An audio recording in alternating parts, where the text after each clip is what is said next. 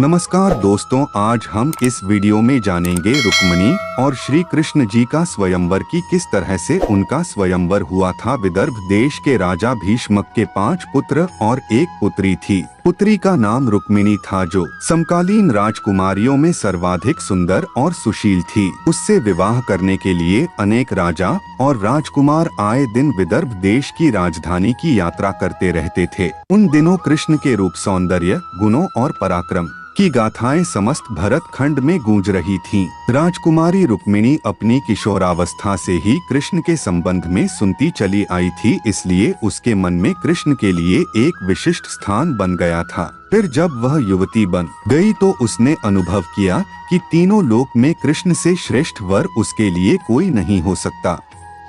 इसलिए उसने मन ही मन कृष्ण को अपना पति मान लिया। रुक्मिणी के पिता और माता भी चाहते थे कि उनकी पुत्री का विवाह कृष्ण के साथ हो, लेकिन रुक्मिणी के बड़े भाई रुक्मी की मित्रता शिशुपाल और जरासंध जैसे उन राजाओं के साथ थी जो कृष्ण को अपना सबसे बड़ा शत्रु मानते थे।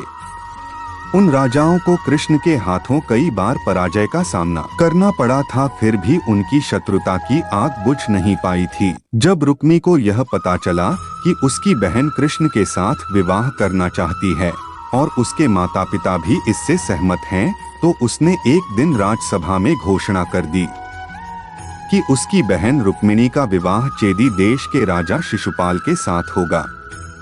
इस घोषणा के साथ ही उसने अपने पिता भीष्मक को धमकी दे डाली कि अगर उन्होंने उसकी घोषणा का विरोध किया तो वह उन्हें राज सिंहासन से हटाकर राज्य पर अधिकार कर लेगा और फिर जबरदस्ती रुक्मिणी का विवाह शिशुपाल के साथ कर देगा। राजा भीष्मक को अपने राज्य जाने की तो उतनी चिंता नहीं थी जितनी चिंता अपनी प्रजा के कल्याण की थी। वह अच्छी तरह जानते थे कि रुक्मी के राजा बनते ही राज्य की वही हालत हो जाएगी जो शिशुपाल और बांसुर जैसे अत्याचारी और निरंकुश राजाओं के राज्य की है। यह सब सोचकर उन्होंने रुक्मी की घोषणा का विरोध नहीं किया। रुक्मी ने उसी समय कुल पुरोहित से विवाह की तिथि निश्चित कराई और शिशुपाल के पास संदेश भिजवा दिया कि वह अपने मित्र राजाओं को बारात में लेकर आए और राजकुमारी रुक्मिणी को विवाह कर ले जाए। जब रुक्मिणी को अपने बड़े भाई की इस करतूत का वला तो वह बहुत दुखी हुई। उसने मन ही मन कृष्ण को अपना पति मान लिया था और यह आर्य कन्याओं के धर्म के विरुद्ध था कि जिसे वह पति के रूप में वरण कर ले, उसके होते हुए किसी दूसरे व्यक्ति को अपना पति बनाए। सोच विचार करने के बाद उसने आपने एक विश्वस्त ब्राह्मण को बुलाया और उससे कहा कि वह द्वारिका में कृष्ण के पास जाए और उन्हें यह संदेश दे दे कि रुक्मिणी वर्षों पहले से उनका अपने पति के रूप में वरण कर चुकी है, लेकिन उसका बड़ा भाई रुक्मी बलपूर्वक उसका विवाह शिशुपाल के साथ कर देना चाहता है।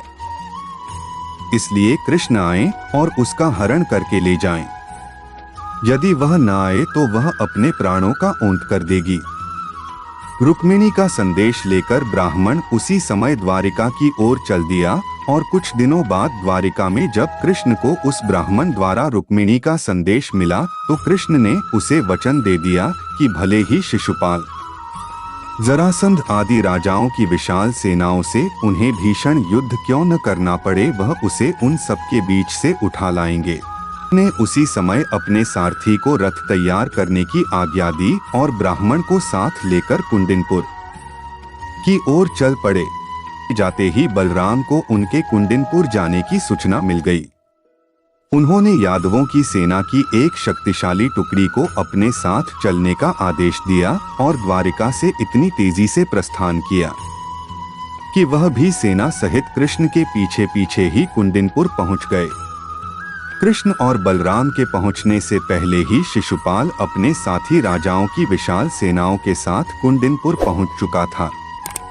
शिशुपाल के मित्र जरासंध, शाल्व, पौंडरक, दंत, वकब और विदुरथ आदि अनेक जाओं की कई अक्षौहिणी सेना बारात में सम्मिलित थी। विवाह के दिन सुबह ही परंपरा के अनुसार रुक्मिणी अपनी सहेलियों तथा अन्य महिलाओं के साथ गौरी पूजन के लिए नगर से बाहर बनाए गए मंदिर में पूजा करने गई रुक्मिणी के संदेश वाहक ब्राह्मण द्वारा कृष्ण को इस बात का पता चल चुका था, इसलिए वह रथ लेकर मंदिर के पीछे पहुंच गए। पूजा करने के बाद रुक्मिणी जैसे ही मंदिर से निकली, कृष्ण ने उन्हें उठाकर अपने रथ में बैठा लिया। वर्टिकल बार रुक्मिणी के साथ आए सैनिक देखते ही रह गए। जब शिशुपाल और उसके साथी राजाओं को रुक्मिणी हरण का समाचार मिला तो वे अपनी अपनी विशाल सेना लेकर कृष्ण को पकड़ने के लिए चल दिए। रुक्मिणी का बड़ा भाई रुक्मी भी अपने चारों भाइयों और अपनी सेना के साथ कृष्ण के पीछे पीछे चल दिया। नगर से कुछ दूर निकलते ही यादवों की सेना दिखाई देने लगी। अपने पीछे आती हुई सेनाओं को देखते ही बलराम ने अपनी सेना को आदेश दिया कि आक्रमणकारी सेनाओं को खदेड़कर भगा दो। यादव सेना के सैनिकों ने पलटकर आक्रमणकारी सेनाओं की भीषण बाण वर्षा का उत्तर देना आरंभ कर दिया। देखते ही देखते भीषण संग्राम होने लगा। यदुवंशियों की थोड़ी से सेना ने शिशुपाल, जरासंध और उनके साथी राजाओं की विशाल सेनाओं पर इतनी भयंकर बाण वर्षा की कि वे सिर पर पांव रखकर भागने लगी। अपनी सेनाओं का सहारा होते और उन्हें भागते देख शिशुपाल और उसके साथी राजा भी अपने प्राण बचाकर भाग गए। शिशुपाल और उसके साथी राजाओं की सेनाओं को पीठ दिखाकर भागते देख रुक्मी के क्रोध की कोई सीमा न रही। वह अकेला ही कृष्ण का पीछा करने लगा। कृष्ण रुक्मी से युद्ध करना नहीं चाहते थे, लेकिन जब रुक्मी ने अपशब्द कहते हुए उन पर आक्रमण कर दिया तो विवश होकर कृष्ण को शस्त्र उठाने पड़े। उन्होंने पलक झपकते ही रुक्मी के रथ के घोड़ों और सारथी को मार डाला। रुक्मी भी उनके बाणों से घायल हो गया। कृष्ण ने तलवार संभाली और झपटकर रुक्मी को पकड़ लिया और उसी के उत्तरीय से उसके हाथ पैर बांधने के बाद उसके सिर तथा दाढ़ी मूंछों के बाल जघज गए मूंढकर उसे कुरूप बना दिया। रुक्मी यह प्रतिज्ञा करके कृष्ण से युद्ध करने चला था कि अगर वह अपनी बहन रुक्मिणी को कृष्ण के हाथों से छुड़ाकर नहीं लाया तो कुंडिनपुर में नहीं लौटेगा। बलराम के कहने पर जब कृष्ण ने उसे छोड़ दिया तो वह अपने बचे खुचे सैनिकों को लेकर एक निर्जन प्रदेश में चला गया और वहीं नया नगर बसाकर रहने लगा। कृष्ण रुक्मिणी को लेकर विजय यादव सेना के साथ द्वारिकापुरी लौट आए, जहां विधिपूर्वक उनका विवाह रुक्मिणी के साथ कर दिया गया।